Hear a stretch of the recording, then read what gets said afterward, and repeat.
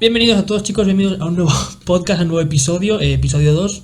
Llevo ya bastante sin subir contenido, hubo un parón, ya os explicaré por qué en el canal de Twitch. Pero hoy tengo un invitado aquí frente a mí, un invitado que me hace especial ilusión y creo que va a dar mucho de lo que hablar en esta tarde. Os presento a Don Ángel Villaplana. Hola, ¿qué tal? Buenas tardes, Sergio. Yo también estoy muy feliz, muy contento de poderte ver después de un cierto tiempo.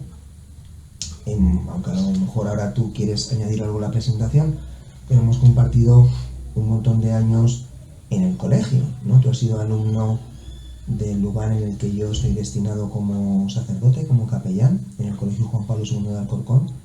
Y bueno, es que me acuerdo de ti perfectamente cuando eras pequeñajo en primaria, y casi como el primer recuerdo que tengo archivado en mi memoria es ese viaje tan especial que hicimos a Almería, Justo. donde incluso en el autobús estuvimos charlando un montón de tiempo, y de ahí en adelante pues ya empezaste a crecer, la adolescencia con todas sus luces, con todas sus sombras, madurando.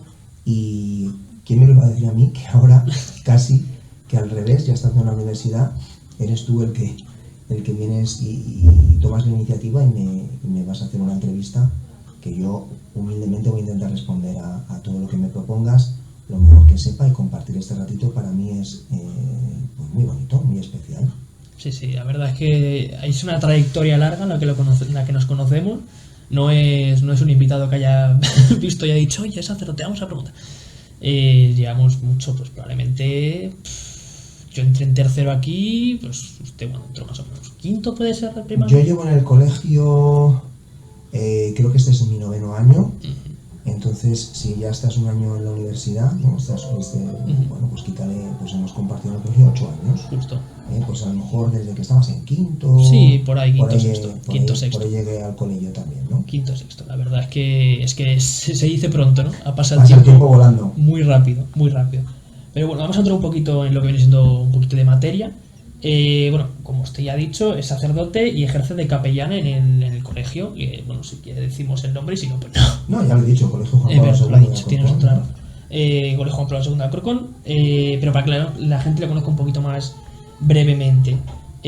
Así unas pinceladas sobre usted, sobre un poco su trayectoria, si no le importa compartir. Sí, vamos a ver. ¿Algún dato así más relevante, autobiográfico? Bueno, mis padres son de un pueblo de Toledo. Nacen en la posguerra y los pobres pues no tuvieron acceso a ir a la escuela durante demasiado tiempo. Enseguida se tuvieron que poner a trabajar. Era una época bastante dura. Bueno, como también ocurrió a muchas familias, tuvieron que emigrar del campo, del pueblo, de la zona rural, a las grandes ciudades. En el caso de mis padres se fueron a Valencia, y mi infancia, por tanto, mi adolescencia transcurrió en Valencia. Bueno, por decir algo significativo, en el instituto, bueno, tengo una especial predilección por las ciencias. Me atrae muchísimo la verdad que es capaz de adquirir todo lo empírico, porque se puede contrastar en un laboratorio, y me fascina todo el mundo del universo, del cosmos, de la explicación racional de las cosas.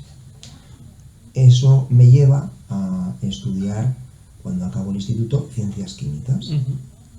De hecho, cuando acabo la universidad, mi opción profesional fue hacer unas oposiciones y ser profesor de física y de química en la enseñanza pública en el instituto. Y estuve dedicándome a ello durante 12 años. De tal modo que a los 35, eso sería un poquito más largo de explicar, cambio y dejo el ser profesor de física y de química en la enseñanza pública, como decía hace un momento, y ingreso en el seminario. para prepararme para ser sacerdote. La gente podría pensar, oye, este hombre cómo pasa de tener una formación y una profesión más dedicada a lo científico, a la didáctica de la ciencia, a pasar a un ámbito más espiritual, religioso, etcétera. Claro, porque además es un mundo como muy contrario, ¿no? La gente tiende a verlo, lo religioso y lo científico, como dos mundos aparte, que luego, si se entra mucho en materia, a veces tienen hasta cierta correlación. Bueno, quizás mi trayectoria vital en un lenguaje más cristiano, mi conversión, sería un poquito largo de explicar, pero retomando lo que tú me propones de la aparente contradicción entre el mundo de la ciencia y el mundo de la fe, no es tal. Fíjate que la ciencia moderna que emerge con Galileo en el siglo XVI, ¿no? Tiene un presupuesto previo. El mundo tiene unas leyes, tiene unas regularidades. La naturaleza funciona no de una manera anárquica, tiene una estructura.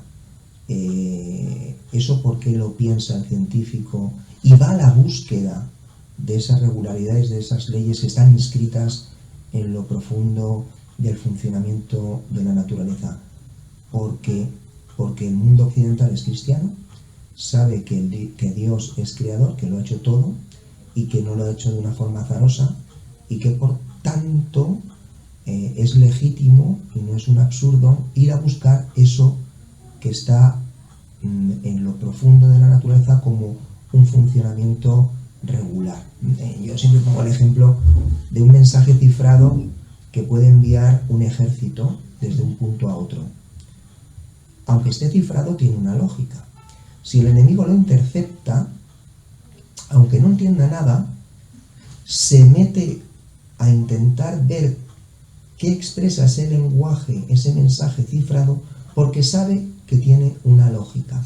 Si fuera absolutamente irracional, no perderían tiempo en buscar ese mensaje oculto, ¿no? Pues algo así es lo que pasa en el surgimiento de la ciencia moderna, tal y como la conocemos, y de hecho los grandes primeros científicos, pues Galileo Galilei, a pesar de toda esa controversia que se dice con la Iglesia y tal, que eso no fue tan así, pero sí que es verdad que hubo sus más y sus menos, o Newton, en fin, los primeros científicos, grandes científicos, figuras formidables de la ciencia, son además religiosos. Y no está en contradicción el orden de la naturaleza con el orden, digámoslo así, de la fe. Son dos aspectos complementarios de una misma realidad. Es verdad que la gente, pues no sé por qué llegó a este motivo, pero lo ve siempre pues eso, como dos mundos completamente distintos y que uno contradice al otro, ¿no? Según la gente piensa, pero como nos ha explicado, pues, no es tan así, pero la gente sigue tendiendo y tienden muchas veces a ver esa contradicción.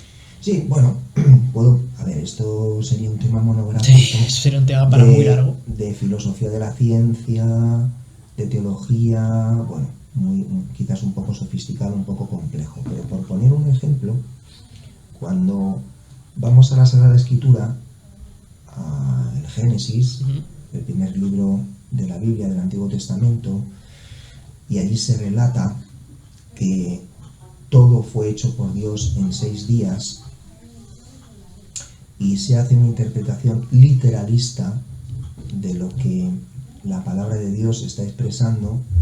¿Ves? Es que, claro, está diciendo que todo se hizo en 6 días y eso, contrastado científicamente, no se da. Bueno, es que hay que entender la intención y el estilo literario en el que cada uno de los libros sagrados ha sido compuesto, ha sido redactado. En el caso del Génesis, es un lenguaje poético, es un lenguaje alegórico, metafórico, que no significa fantástico, que no significa que sea falso. Voy a poner también un ejemplo. Si a un niño pequeño le contamos la historia de Caperucita Roja, el niño la escucha con muchísima atención y saca una moraleja. La moraleja del cuento de Caperucita Roja es: cuidado, no hables con desconocidos. No es la moraleja: los lobos hablan. Hay que entender la intención del autor cuando redactó este cuento. La intención del autor cuando redactó el Génesis era precisamente que Dios lo ha creado todo, pero con un orden que ha sido progresivo. En el primer día, en ese primer día que se menciona, pues hay caos y tinieblas y todo está como mezclado, y uno va viendo en cómo se narran los acontecimientos de la creación que poco a poco va abriéndose paso cada vez unos seres más complejos, en donde toda la naturaleza, todo el universo y todo el cosmos tiene cada vez un orden superior, hasta que se llega al culmen de ese proceso con la aparición del hombre y de la mujer como ese ser especialísimo dentro de lo que es el universo. Entonces, un análisis exegético del texto sagrado te hace ver qué mensaje o qué mensajes profundos se quieren transmitir, y no son para nada contradictorios con la ciencia, no son para nada contradictorios con la ciencia. Lo que pasa es que, como decía Galileo Galilei precisamente, la Biblia no habla de cómo funciona el cielo. Cómo funciona el cielo lo hace el talento intelectual que nos ha concedido Dios, la capacidad investigadora y racional que tiene el ser humano, ¿vale? Eso es lo que nos permite poco a poco ir averiguando los misterios del universo, de cómo funciona el cielo, el cosmos, el firmamento. Y Galileo Galilei a continuación decía: la Biblia habla no de eso, sino de cómo ir al cielo. Es decir, que hay un objetivo diverso en la Sagrada Escritura de la ciencia, pero no contrario, no contradictorio. Pues la verdad es que eso, si tú la Biblia, es algo que quería decir justo cuando has empezado a decir lo de la Biblia, que la gente la toma literal. Si tú pillas la Biblia y la lees de principio a fin y la interpretas en un sentido muy literal, de hecho tiene hasta contradicciones y no tiene sentido. Y es verdad que lo que tenemos que buscar siempre es, dentro de la forma en la que está escrita, lo que quiere realmente expresar.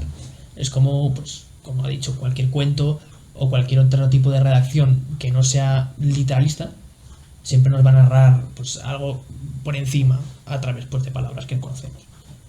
Mira, por poner otro ejemplo, los evangelios, que son textos ya más modernos dentro de la Biblia, de hace 2000 años, sin embargo, tienen otro género literario.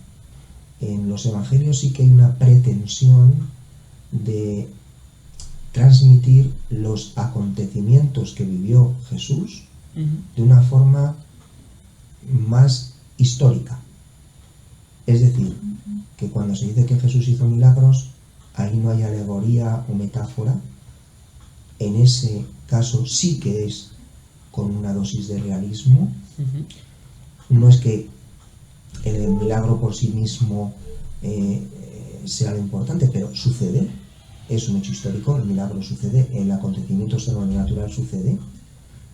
Lo que ocurre es que es más importante todavía lo que significa ese milagro, ¿no? O si Jesús dice tal o cual cosa, efectivamente la dijo. En cada uno de los evangelios, aunque se complementan entre sí, Mateo, Marcos, Lucas y Juan, ese estilo narrativo sí que tiene un interés el autor sagrado en que lo que allí se cuenta sí pasó de esa forma. No es como, por ejemplo, en el Génesis, que es histórico, que narra acontecimientos históricos, pero de una forma poética. En los evangelios narra los acontecimientos con un interés de contarlos y de transmitirlos tal y como ocurrieron, con diferentes testigos directos, que son los que hacen de portavoces, que son los evangelistas. Uno siempre puede caer en la tentación de decir, bueno, a saber si lo que contaron fue verdad, ¿no?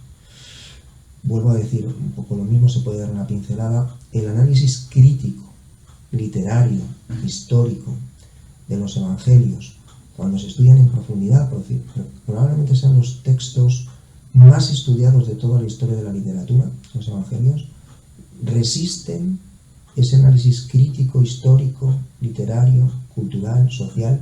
Digo que resisten los evangelios, el texto resiste cualquier crítica, en el sentido de que son falsos, son inventados, mezclan lo verdadero con lo legendario. Está bastante contrastado que lo que ahí se cuenta ocurrió como se cuenta. Pero insisto, desde un punto de vista espiritual, incluso es más importante no solamente lo que ocurrió, sino lo que pretende significar lo que ocurrió. Ahora, bueno, eso quizás sería para otra ocasión, ir desgranando los argumentos que acreditan que los evangelios tienen ese carácter histórico. Pues le quiero cambiar completamente de tema y quiero ir a algo un poco personal, pero a la vez un poco también en general. ¿Cómo es el día a día? ¿Cómo es la vida de un sacerdote? Bueno, yo me imagino que cada sacerdote tiene su día a día con cosas en común y con cosas diferentes. Pues si me lo preguntas desde un punto de vista personal, bueno, yo diría, para empezar, es un privilegio. Es un privilegio porque uno tiene acceso a lo más íntimo en una relación personal con otro, y se establece esa conexión con otra persona en lo más profundo que tiene cada uno de los dos. La otra persona que habla conmigo y yo que hablo con la otra persona, ¿no? A veces con quien me encuentro y tengo esa posibilidad, podemos ser capaces de hablar de cosas que a lo mejor nunca hemos hablado con otra persona. Es asomarme al balcón del corazón de muchísimas personas que tienen esa confianza, ¿no? Y en ese corazón, del cual yo soy testigo y la otra persona también es testigo del mío, descubrimos la acción de Dios dentro de nuestras vidas. Esto sería como el resumen de lo absolutamente precioso que tiene normalmente un sacerdote, ¿no? En el caso mío, que estoy en un colegio, pues bulle la vida, desde los niños pequeños de 1, 2, 3, 4 años, que son una maravilla verlos por el pasillo, saludarles, te sonríen, son encantadores, inocentes y maravillosos. Cuando ya empiezan a ser más mayores en primaria, segundo, tercero, cuarto, quinto, sexto de primaria, cómo van creciendo, cómo van aprendiendo, cómo van teniendo sus dificultades, sus contratiempos, en sus relaciones personales con su familia, pero también cómo van descubriendo la belleza de la vida, cómo son alegres a pesar de todo. Es una maravilla. Luego tienen que aguantar a piezas como yo, es otra. Y luego llega la adolescencia, que es un momento quizás un poco convulso en la vida de las personas, por la que hay que atravesar, pero que es necesaria y que también tiene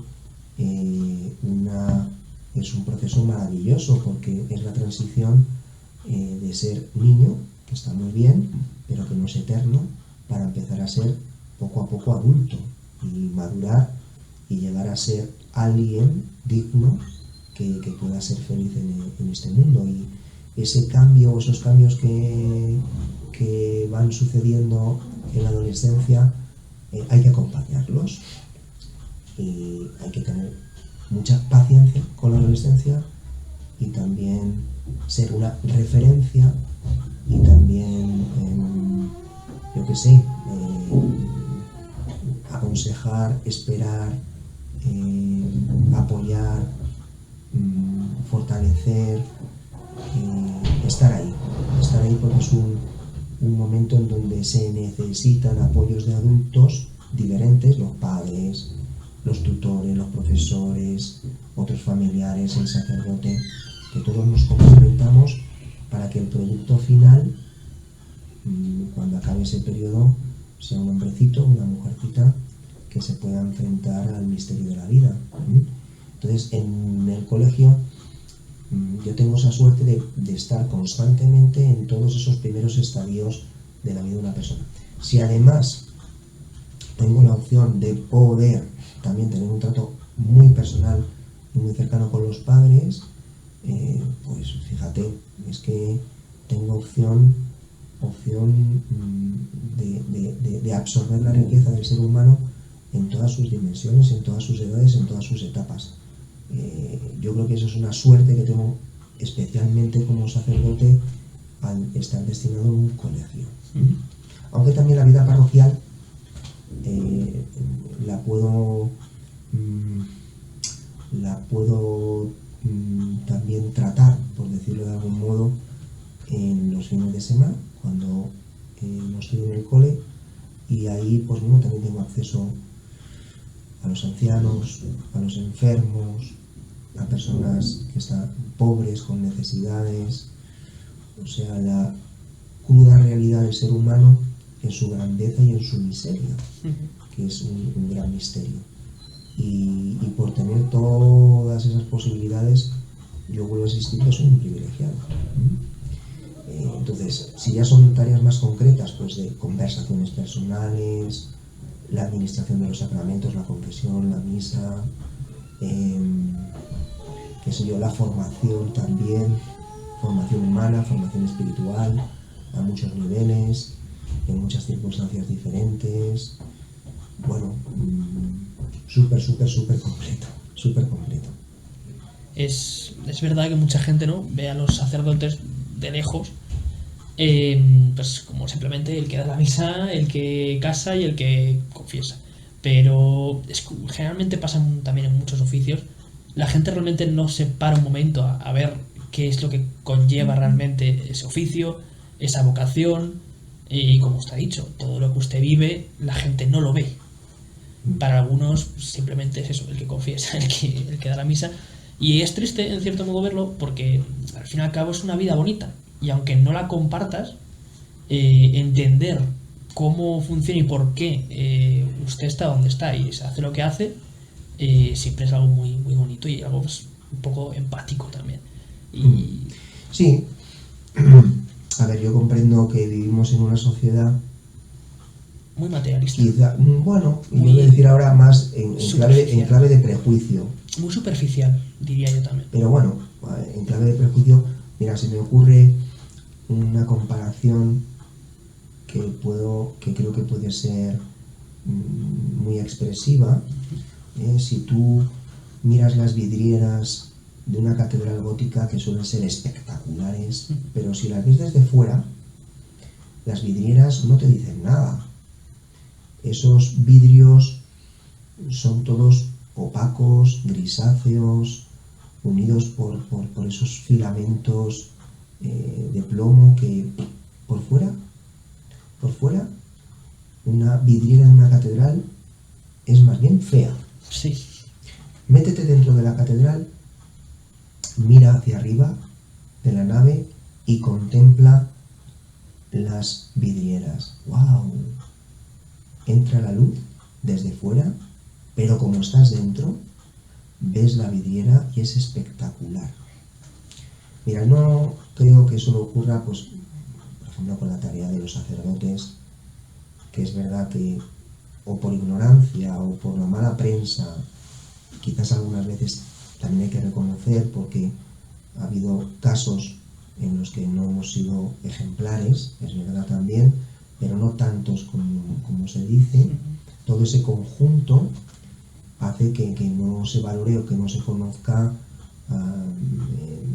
adecuadamente la vida del sacerdote. Pero pasa con cualquier otra realidad humana. No, desde fuera ves la vidriera oscura porque no conoces el interior, y cuando te metes dentro ves los colores vivos y diversos y espectacular es cuando conoces las situaciones reales por dentro.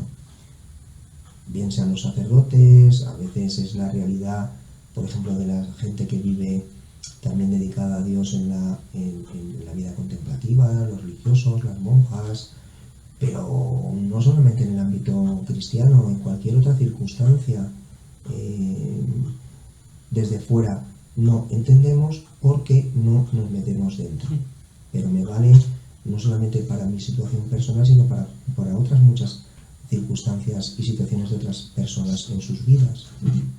Esto pasa, pues ahora que ha dicho usted también de monjas y tal, también pasa con la gente que están de misioneros fuera.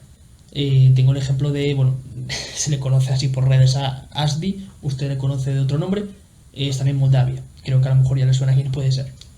Y se fueron de misión cuando nosotros empezamos primero de la ESO, y aún siguen ahí en Moldavia. Y la gente lo ve como, están locos, se van a un país con menos privilegios, por así decirlo, con menos comodidades, y no son capaces de ver el motivo, ¿no? La esencia de por qué realmente están allí.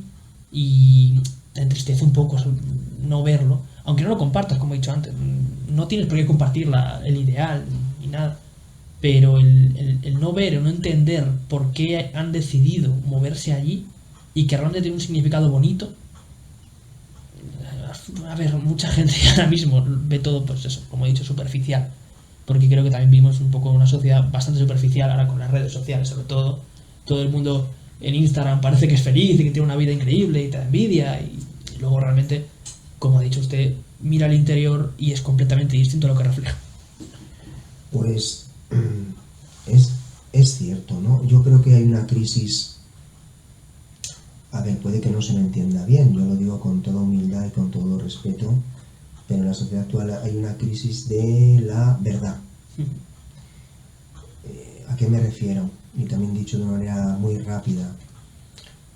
Poco a poco en la modernidad y en la posmodernidad se ha ido fraguando un caldo de cultivo que ha derivado en que no existe la verdad. Todo depende del cristal con que se mire, como decía el clásico, y bueno, lo que es verdad para ti, para mí no lo es, y al revés. Hemos entrado en el terreno de la opinión, pero que nos lleva a la duda, a la incertidumbre, y fíjate que se puede vivir una contradicción, una especie de ficción, donde se habla de la tolerancia, pero yo tengo mi verdad, tú tienes tu verdad, pero luego nos mosquea que tú no vivas mi verdad. Tú no vivas mi verdad. A la Iglesia se le ha achacado en algunas ocasiones, porque si la Inquisición, la conquista de América, etc. Bueno, eso también sería largo de explicar, pero si me sitúo simplemente en la actualidad, se podría decir que se está dando el fenómeno contrario, ¿no? Pensar distinto no significa ser intolerante. Si tú razonas, si tú argumentas, pensamos distinto, yo no te obligo a pensar como yo, pero respeta que yo piense distinto. Y desde luego, si la realidad se impone y es evidente que hay una verdad, nosotros estamos aquí haciendo una entrevista, ¿es verdad o no es verdad? Según mi opinión... O esto es un sueño, no lo sé. Según mi opinión, yo estoy en casa comiendo una cereal. Si estamos colocando todos tus artilugios en una mesa que es redonda, ¿es redonda o es cuadrada? No lo sé. Hay cosas que son obvias y que negarlas sería absurdo e irracional, ¿no? Otra cosa es que a veces la verdad no sea tan evidente, y que desde diferentes puntos de vista, yo no diría que sean contradictorios, sino complementarios. A mí hay un ejemplo que me ayuda, a ver si soy capaz de explicarlo y de suscitar la imaginación. Tú imagínate un cilindro que está colgado de un techo, ¿no? Y está parado. Según desde donde lo mires, el cilindro, si lo miras cuando está alargado frente a ti, verías un rectángulo. Si lo giras y está justo delante de ti, por la parte circular, lo que verías es un círculo. Si está dando vueltas, te darías cuenta de que es un cilindro. Cuando ves de perfil que es un rectángulo y dices, estoy viendo un rectángulo, estás diciendo una verdad. Cuando gira el cilindro y ves el círculo y dices, estoy viendo un círculo, estás diciendo también una verdad. Y cuando está girando y ves que es un cilindro y dices, esto es un cilindro, estás diciendo toda la verdad. Pero nunca dirás que eso es una pirámide. Entonces, hay diferentes aspectos de la realidad que se complementan. Y cuando ves toda la realidad, la plenitud de la realidad, ves la verdad total. La verdad total a la cual no tenemos acceso quizás nunca, pero sí a una parte de la verdad. Y desde luego que nunca se podrá decir algo contrario a la verdad. A mí este ejemplo me gusta. Cilindro, lo veo desde un lado, es un rectángulo, lo veo desde el círculo, veo que es un círculo, lo veo girar, veo que es un cilindro.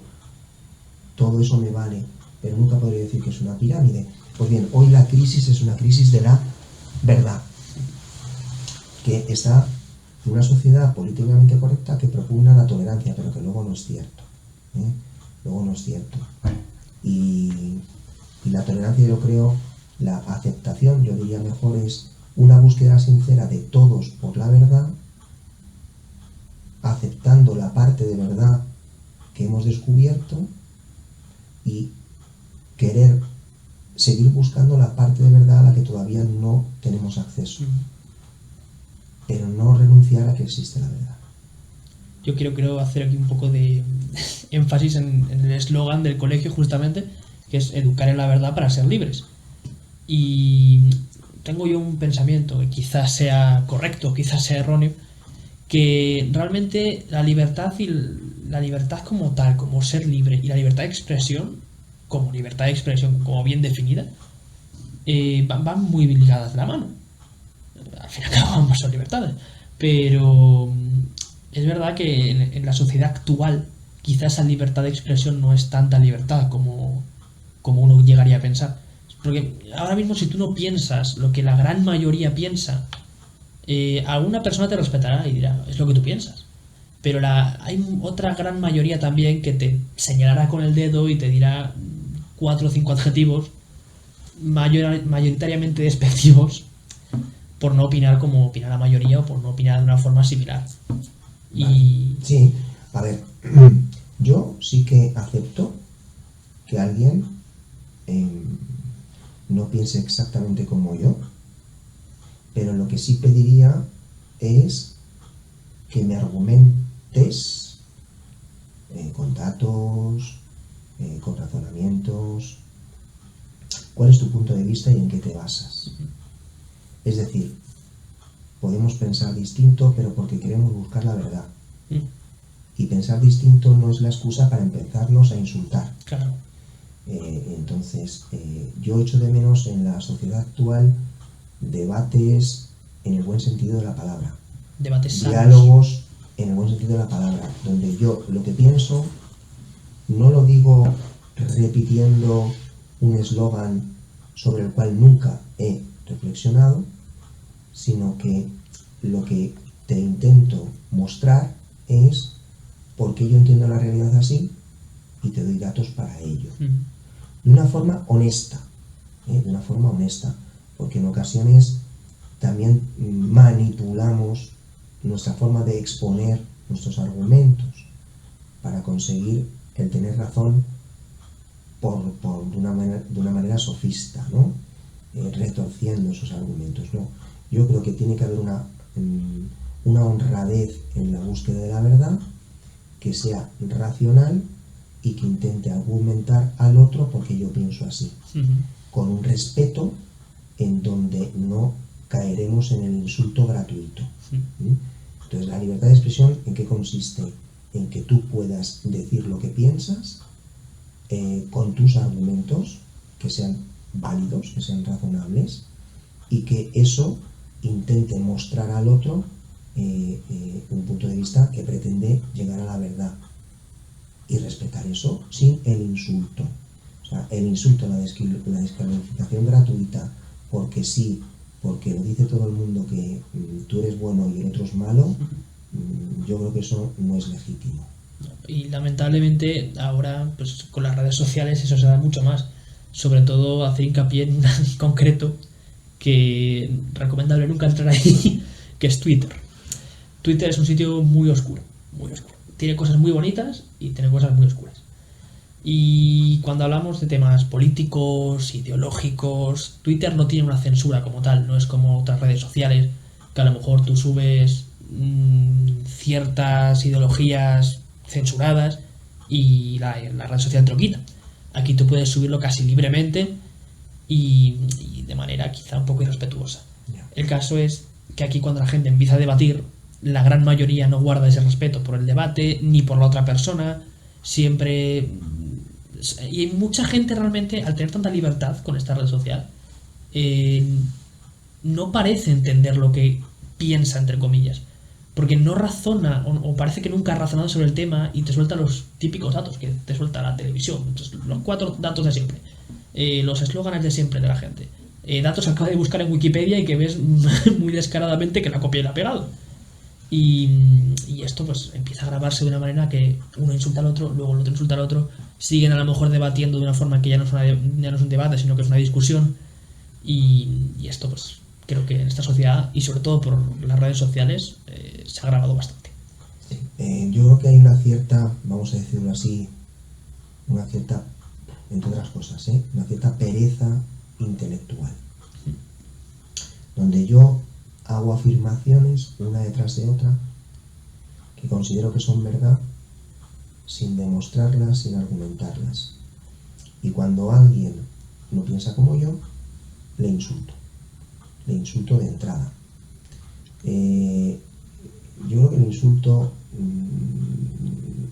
no debe de ser admisible nunca, porque es una falta de respeto a otro ser humano. La discrepancia argumentada con razones, pretendiendo, ya digo, una búsqueda honrada de la verdad que se corresponda con la realidad, yo creo que eso sí que es legítimo y para eso no hace falta insultar. Lo que ocurre es que ahora de entrada te insulto, de entrada no piensas como yo, eres no sé qué, y creo que eso es una degradación de la sociedad y del ser humano. Yo siento que en el momento en el que insultas en un debate, creo que has perdido todo el punto del debate. Porque debatir en ningún momento es faltar el respeto, sino uno da sus argumentos, otro da otro. Puedes estar equivocado, puedes tener razón, eso es lo de menos. Al fin y al cabo vas a llegar a un punto al final en el que o no os pondréis de acuerdo, o estaréis de acuerdo, o quizá dices, vale, y ya está, y se acabó. Pero en el momento en el que hablas de forma irrespetuosa, insultas y esas cosas, yo creo que directamente has perdido ese debate, por mucho que tengas o no tengas razón. Sí, las formas nos hacen perder la razón. Completamente. A nuestros padres, pues es verdad. Pues quiero retomar un poco el tema sacerdotal. Por tema de tiempo hay un par de preguntas un poco más biográficas que voy a saltarme y vamos a ir directos un poco a una pregunta que me interesa bastante. ¿Cómo dirías a la gente que esté escuchando esto que es sentir la llamada de Dios? ¿Cómo diría usted que se siente, la forma, un poco en general? Es un tema complicado, quizá. Bueno, va a ser un poco complicado explicarlo en pocas palabras. Quizá un poco a pinceladas. Vamos a ver cómo podría sintetizarlo. Dios existe. El que existe es solo el hecho de que existe se puede alcanzar desde el uso correcto de la razón. No hace falta una peculiaridad especial como puede ser la fe. La existencia de Dios, voy a decirlo así de una manera un poco contundente, pero habría que justificarlo, ¿verdad? Es, desde un punto de vista racional, es algo obvio.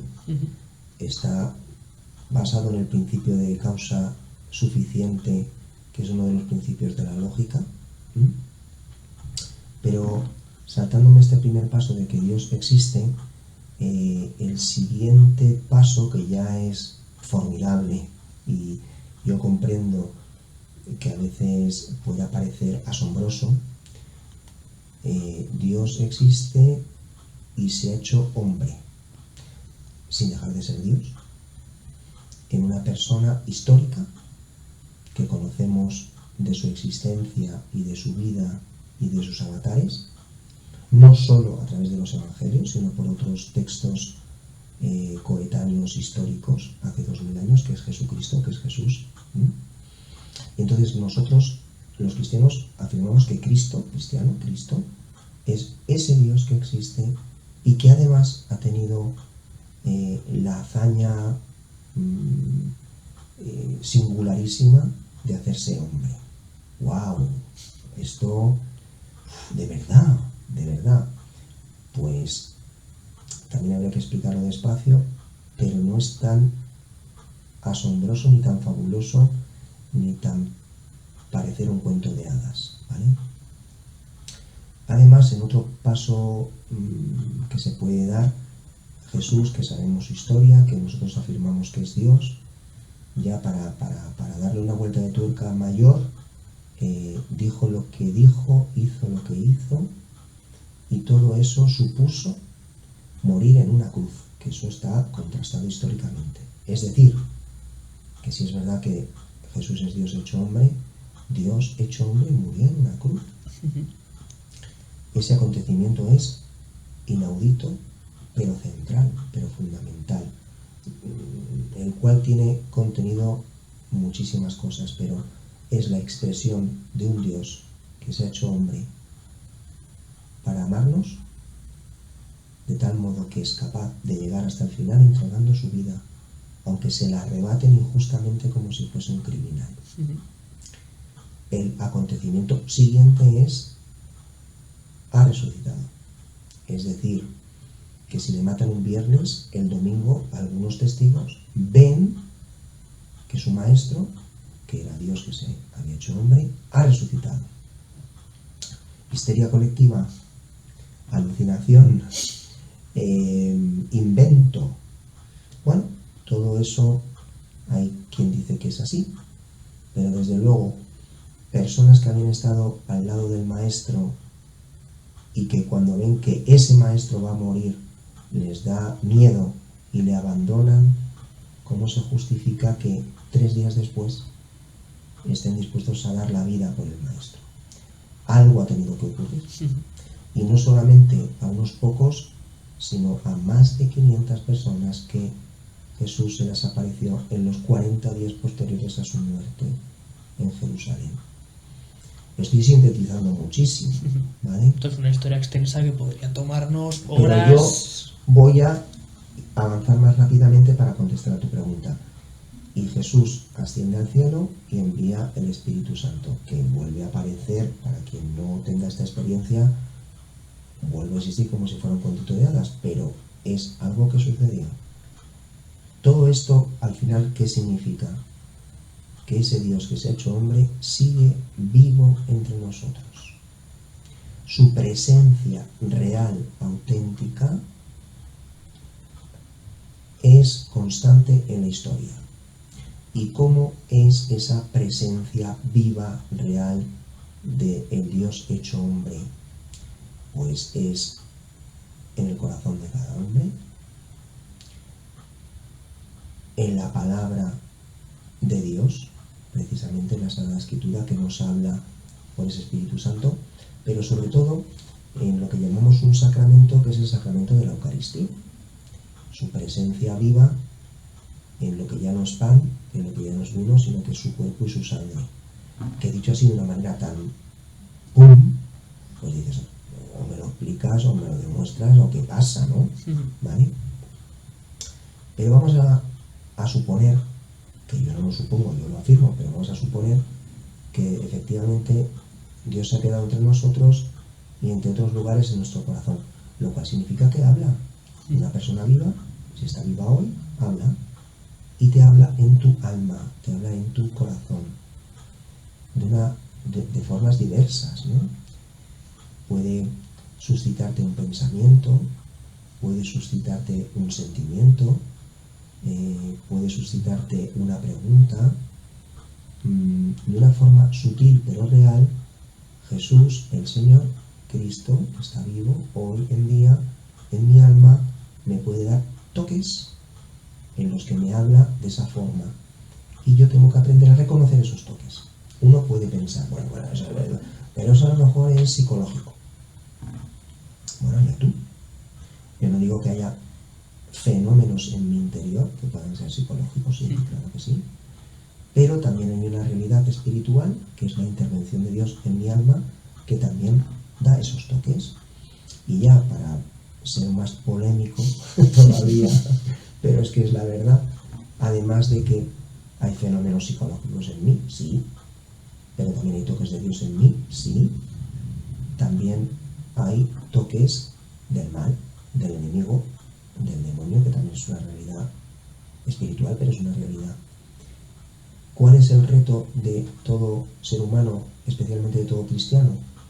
Averiguar de todo lo que ocurre en mi corazón qué es lo que Dios pone, qué es lo que pone Él que engendra el mal, qué es lo que surge de mi misma psicología, ¿no?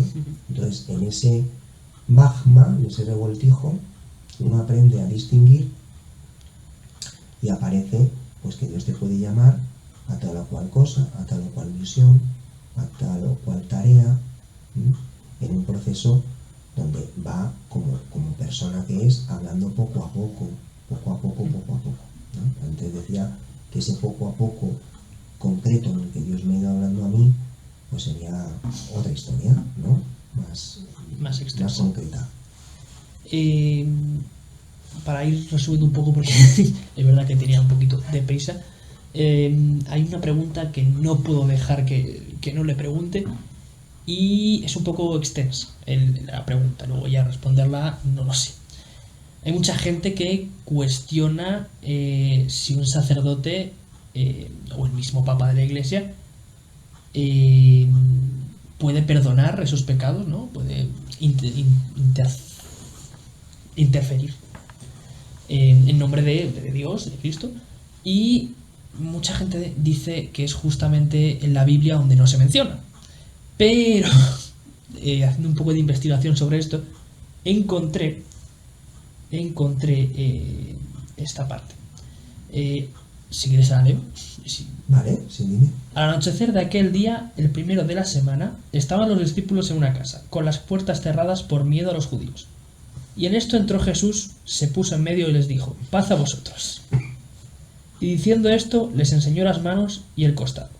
Y los discípulos se llenaron de alegría al ver al Señor. Jesús repitió: paz a vosotros, como el Padre me ha enviado, así también os envío yo. Y dicho esto, sopló sobre ellos y les dijo: recibid el Espíritu Santo. A quienes les perdonéis los pecados, les quedan perdonados. A quienes se los retengáis, les quedan retenidos.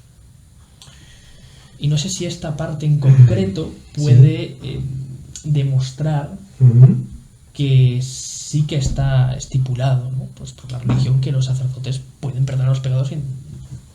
A ver, voy a hacer el siguiente razonamiento, que siempre será cuestionable si las premisas no las aceptas, lo cual sería sensato desde un punto de vista lógico. Si tú no aceptas la premisa como verdadera, pues las conclusiones tampoco las aceptas. Si aceptas las premisas como verdaderas, entonces las conclusiones serán verdaderas. Bueno, la premisa es: Jesucristo, Jesús, es Dios de verdad que se ha hecho hombre. Si esa premisa es verdadera, entonces, conclusión, lo que dice Jesús es verdad. Porque Dios no nos va a engañar. Si Dios existe y se ha hecho hombre, y ese hombre es Jesús, premisa, entonces, conclusión, todo lo que diga ese tal Jesús, porque es Dios, es verdad. Ya está. Conclusión: si una de las cosas que dijo Jesús es eso que tú estás diciendo, a quienes les perdonéis los pecados les quedarán perdonados, a quienes les tengáis los pecados les quedarán retenidos, les está dando una autoridad a los apóstoles, entonces la mediación para recibir el perdón, Jesús, que es Dios hecho hombre, la ha establecido a través de otro hombre, que es el sacerdote, a quien le otorga esa posibilidad de poder perdonar los pecados. Que en realidad quien ejerce ese poder para perdonar los pecados es Jesús mismo, a través del sacerdote como instrumento. Esto es así. Sí, si acepto como premisa verdadera que Jesús es Dios que se ha hecho hombre, y todo lo que venga después ya será verdadero. Luego podemos hacer una elucubración más antropológica, más filosófica, ¿no? Y podemos como perfilar el sacramento del perdón. Es una realidad que el ser humano se da cuenta cuando hace el mal tarde o temprano, se da cuenta. Y si pudiera volver atrás y decir, donde yo metí la pata, donde hice tanto daño, si pudiera viajar en el tiempo hacia el pasado y no hacerlo, lo haría. Podríamos decir que esa es la experiencia del arrepentimiento. ¿Cómo podemos reparar ese daño que hemos hecho? Paso 1, reconociéndolo. Vivimos en un mundo donde nadie reconoce las cosas malas que ha hecho. Nadie es capaz de pedir perdón. Primero, no lo reconoce. Y segundo, si lo reconoce, no pide perdón. Entonces, los cristianos tenemos como primera llamada reconocer dónde está el bien y dónde está el mal, para si hemos hecho el mal, reconocerlo. Y luego pedir perdón, arrepentidos, que es como decir, si yo pudiera volver atrás no lo haría. Y luego está algo sobrenatural, que es que el Señor tiene una forma de amor, que es la misericordia, que es el perdón, que el efecto negativo que haya podido tener en tu alma, que es real, lo malo que hayas hecho, ese amor cura el efecto negativo de lo que haya producido en tu corazón el haber sido malo, por decirlo así en un lenguaje un poquito vulgar, ¿no? Pero aún así no es suficiente. A veces, incluso en el ámbito cristiano católico, se nos olvida que hay un paso más, que es la reparación.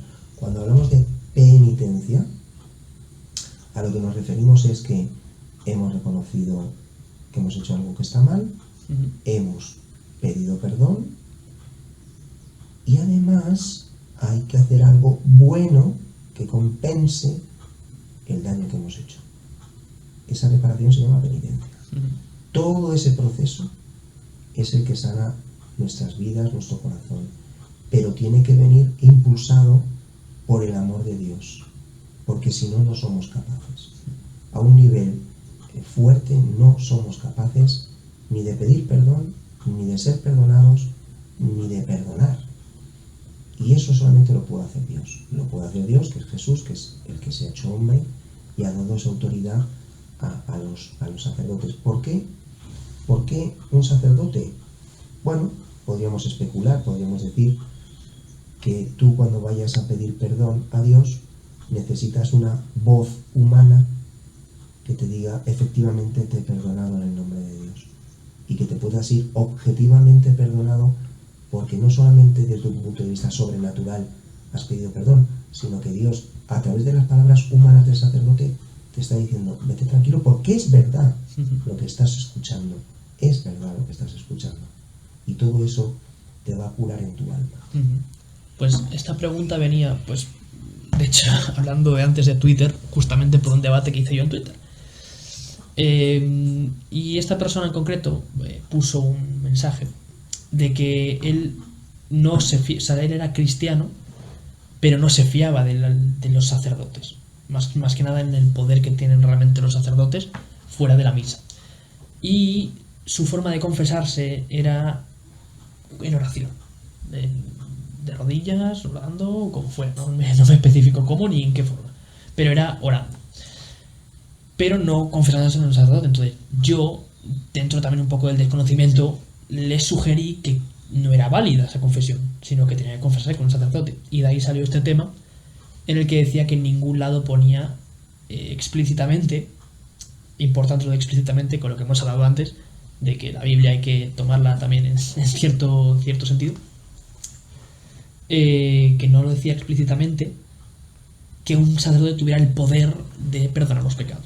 y de interceder en nombre de Dios. Bueno, porque es verdad que el sacerdote no tiene ese poder, lo tiene Cristo, lo tiene Jesús, que Él quiere usar a un sacerdote para derramar ese amor en la persona que tiene que recibir el perdón. Aunque el sacerdote es imperfecto.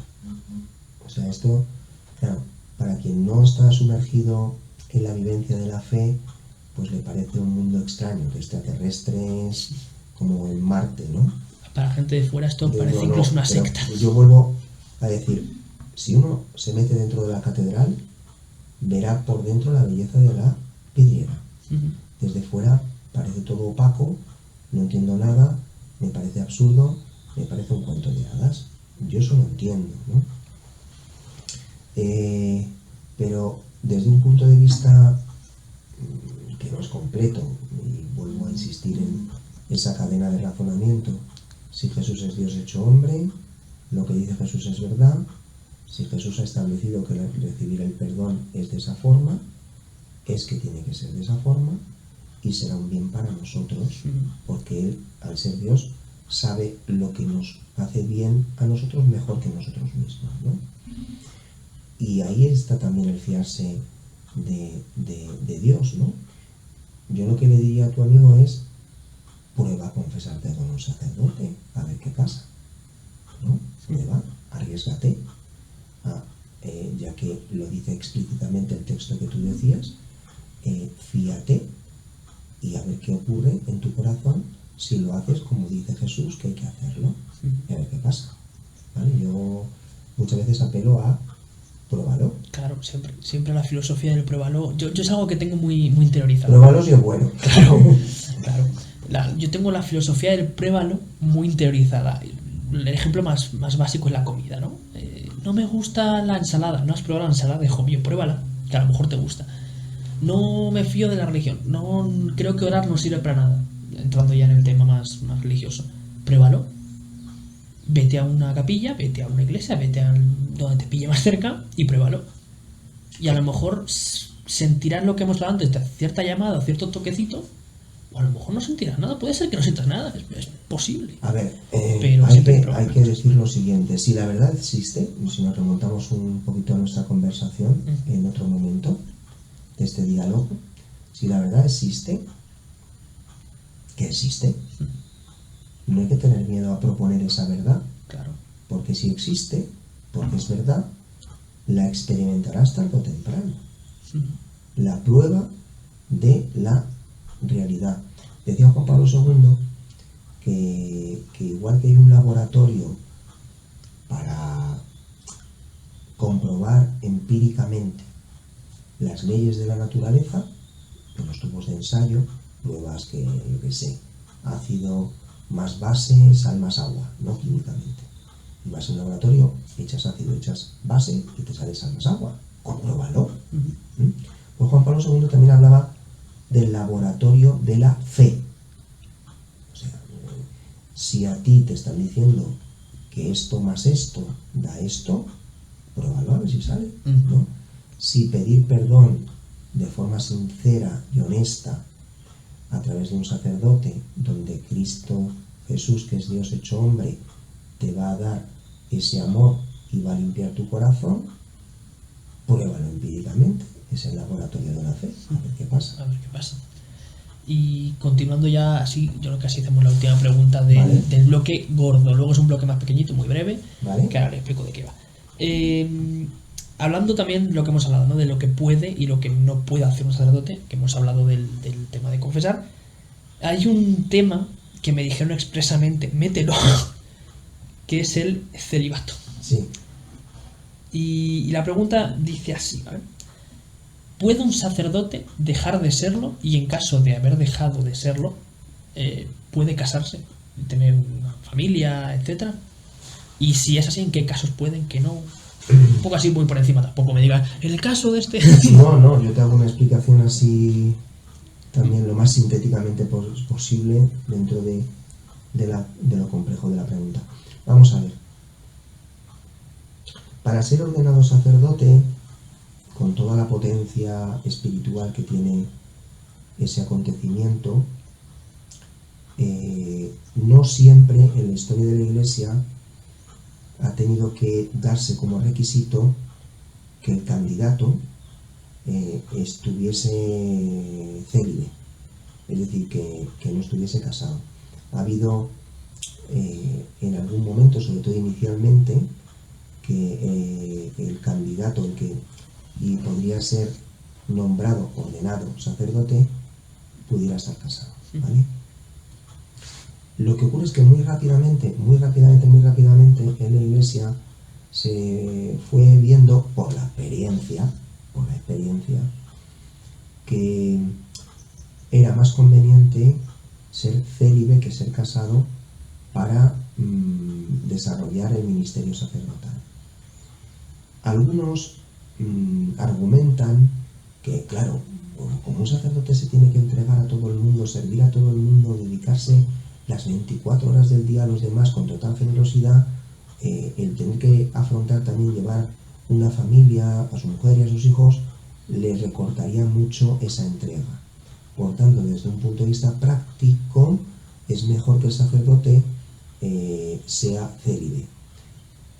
A ver, ese argumento no es el más decisivo, no es el argumento práctico el que hizo que en la Iglesia en un determinado momento se decidiese que los candidatos al sacerdocio tenían que ser célibes. No, aunque es verdad, no es esa la razón más profunda. La razón más profunda es que el sacerdote quiere entregar también, lógicamente, toda íntegramente su corazón, con todo su ser, a Jesús, al Señor, a Dios mismo hecho hombre.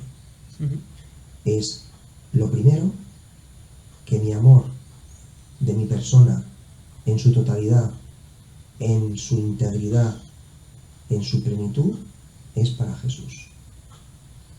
Y esa es la verdadera razón, lo que se dice técnicamente un corazón indiviso. Un corazón indiviso es un corazón no dividido, un corazón absolutamente entregado por amor a Dios.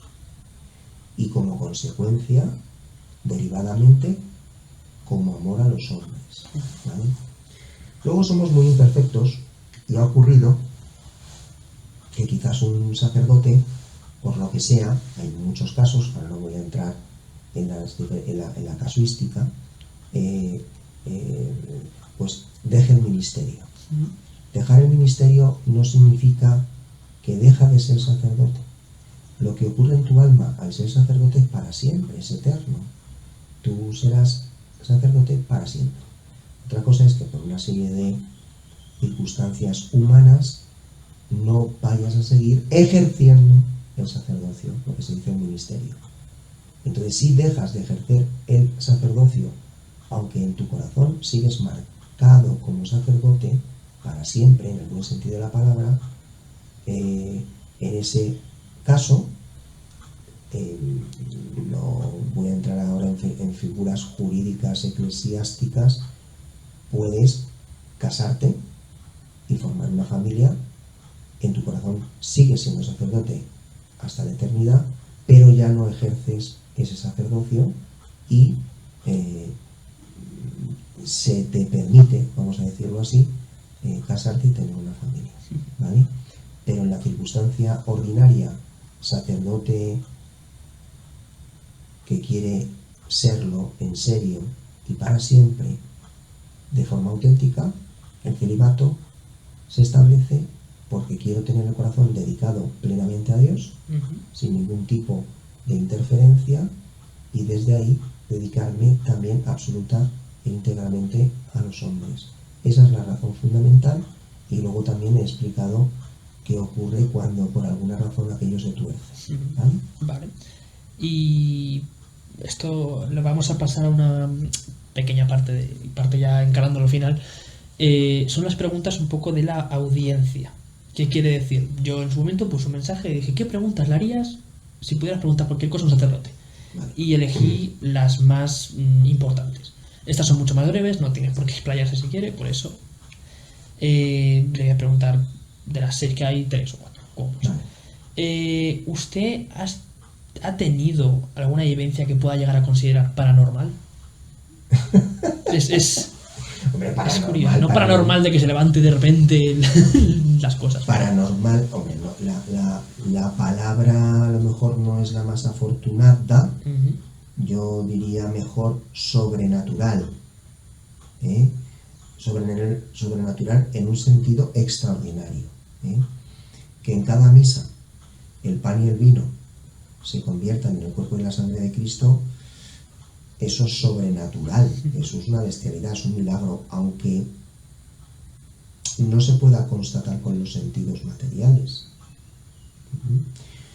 A ese respecto, yo no he sido testigo, pero a lo largo de la historia de la Iglesia ha habido muchas, no pocas, muchas ocasiones en las que en una misa ha podido surgir sangre de la hostia consagrada, analizar esa sangre en un laboratorio y ver que es sangre humana el tipo de la raza semítica, coincidente con la de Jesús, o convertirse la forma en un tejido muscular, que luego se analiza también en un laboratorio y se ve que es tejido cardíaco vivo, que ha sufrido mucho, como el de Jesús en la cruz. En fin, milagros en torno a lo que supone muchas de los elementos de la vivencia cristiana se han constatado a lo largo de la historia muchos. Yo he visto milagros en ese aspecto tan extraordinario, no, pero milagros de personas que no tenían nada de fe y misteriosamente se han encontrado con Dios, han cambiado radicalmente de vida y se ve que ahora mismo son unos santitos y no tiene una explicación humana porque nadie les ha comido el coco, nadie les ha manipulado y ha habido una intervención de Dios muy especial y no tendría explicación el cambio de esas vidas si Dios no hubiese actuado. Pues sí, de esas circunstancias, de esos casos, de esos acontecimientos sí que he sido testigo en muchas ocasiones, ¿no? de vidas absolutamente destruidas que al fiarse de Dios se han recompuesto de una manera absolutamente asombrosa. Pero en clave milagro extraordinario, directamente a ese nivel, no. Vale. Así otra pregunta, no digo nombres de la gente por si acaso. ¿Se ha sentido solo a lo largo de un poco la vida? Yo en mi vida me he sentido solo. Una cosa que me decían antes de ser sacerdote: oye, cuidado con la soledad del sacerdote. Pues que me la expliquen porque yo no la he vivido.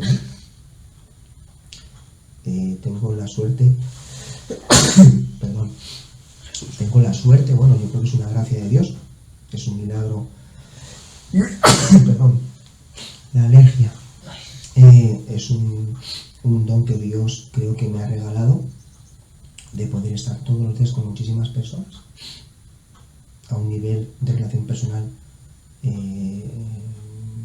fuera de lo común, que llena el corazón de una forma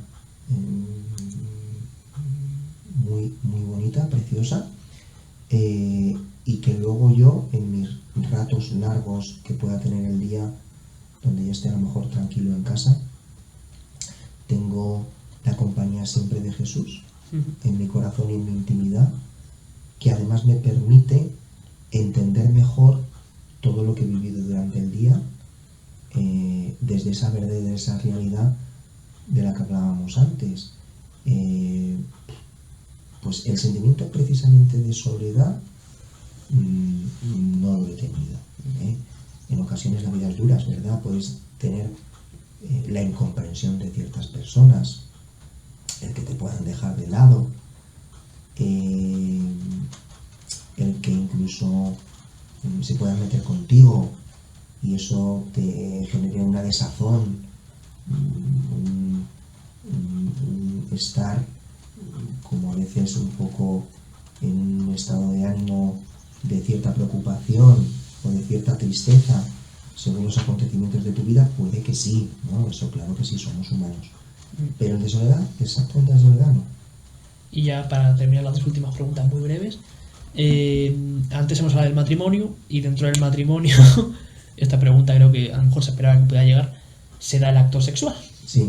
Entonces, ¿usted diría que solo sirve para procrear dentro de la pareja y fuera de una pareja se podría llegar a dar visto por la iglesia? O sea, visto bien. Bueno, eso es un tema precioso, el de la sexualidad, mal entendido en la sociedad actual, pero desde la perspectiva de la visión del amor que se tiene desde la fe, hay una relación entre un hombre y una mujer de verdadero amor, que tiene unas claves, que tiene unas características, y sin entrar en muchos detalles, ese amor, cuando es sincero, verdadero, maduro y con una vocación de ser del todo y para siempre, que se suscribe en el matrimonio, la forma de expresarlo, es decir, un esposo con una esposa, la forma de decirle al otro, en mi vida es tuya por completo, tu vida es tuya por completo para mí, todo lo mío es tuyo, todo lo tuyo es mío, y ese amor nos lleva a estar íntimamente unidos. ¿Cómo se expresaría físicamente con los cuerpos? En la unión física, en la unión sexual, en la unión conyugal. Y en ese sentido, el amor sería expresado en esa unión de los cuerpos, de los esposos, que además va unido a una posibilidad de engendrar una nueva vida, ¿vale? Pero son los dos sentidos. La expresión del amor que nos concedemos el uno al otro porque nos entregamos la vida por completo, pues nos entregamos nuestros cuerpos por completo, es una forma de manifestar nuestro amor, que es de esa naturaleza, y a la vez unido la posibilidad de que nuestro amor dé fruto y pueda venir un hijo como tal de esa unión. Son las dos cosas. Son las dos cosas. Y ya terminamos con la pregunta más breve, creo que va a ser casi de sí o no. ¿Usted se imagina o alguna vez ha imaginado físicamente a Dios? O sea, ¿tiene alguna imagen física? O sea, como todo el mundo ahora mismo que lo ve como un hombre barbudo. Bueno, a ver. Sí se puede tener un cierto acercamiento a una imagen física de Dios, en tanto en cuanto, que lo he dicho yo creo que más de 10 veces en esta entrevista, que, porque lo he hecho aposta, Dios se ha hecho hombre. No cualquier hombre, es Jesús mismo, quien compartió nuestra historia hace 2000 años en Palestina, en Judea, en Galilea, etc.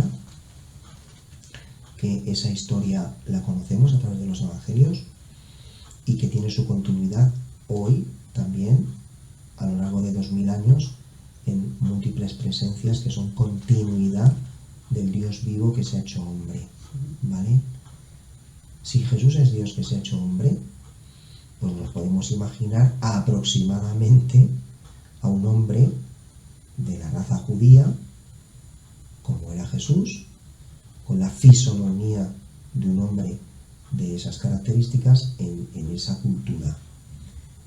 Y esa expresión o concreción de Dios nos la podemos imaginar en Cristo Jesús el Señor, ¿no? Sin que sea un dato de fe absoluto, pero es muy, muy llamativo, está la Sábana Santa. La Sábana Santa, a medida que se estudia científicamente, nos lleva a datos asombrosos, de difícil explicación si ese hombre que estuvo allí envuelto no fuese Dios mismo que se había hecho hombre, ¿no? Si eso fuera así, que la Sábana Santa tuvo en su interior a Dios mismo, a Jesucristo, bueno, pues de ahí se han sacado imágenes por ordenador,